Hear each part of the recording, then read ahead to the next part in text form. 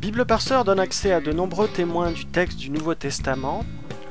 On a d'un côté les textes grecs, bien entendu, comme le Nestle Aland 27, le SBL Greek New Testament, la version de Westcott and Hort, celle de Tischendorf, d'Alford, de von Soden, de Scrivener, de Robert Etienne, ou encore le texte byzantin tel que Robinson et Pierpont l'ont reconstitué, et même le texte de la famille 35. Vous pouvez l'afficher facilement en parallèle. Vous avez également le texte de la Peshitta avec l'alphabet hébraïque ou araméen. Vous avez plusieurs vulgates. Et enfin, à signaler, le copte saïdique et bohaïrique. Pour comparer rapidement ces différents témoins, on utilisera cette fonction « Consulter les versions anciennes ». Vous voyez qu'on a les différents témoins grecs qui s'affichent en parallèle, et ainsi que également ici en bas différentes traductions latines anciennes du Nouveau Testament, la Vulgate, mais aussi des vieilles latines.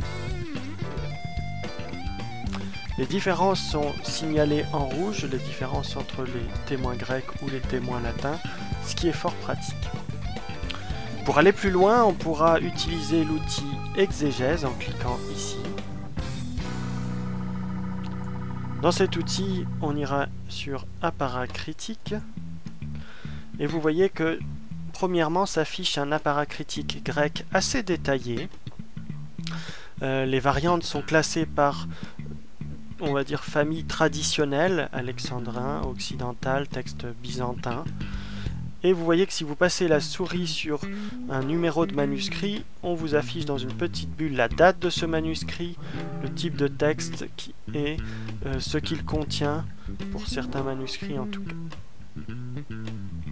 C'est donc assez bien fait comme apparat critique. Un peu plus bas, vous avez également des images de différents codex qui sont directement indexés au bon endroit ici.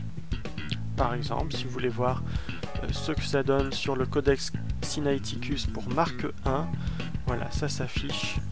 Vous pouvez ensuite l'agrandir et regarder en plus grand l'image. C'est pareil, par exemple, pour le Codex de Bèze.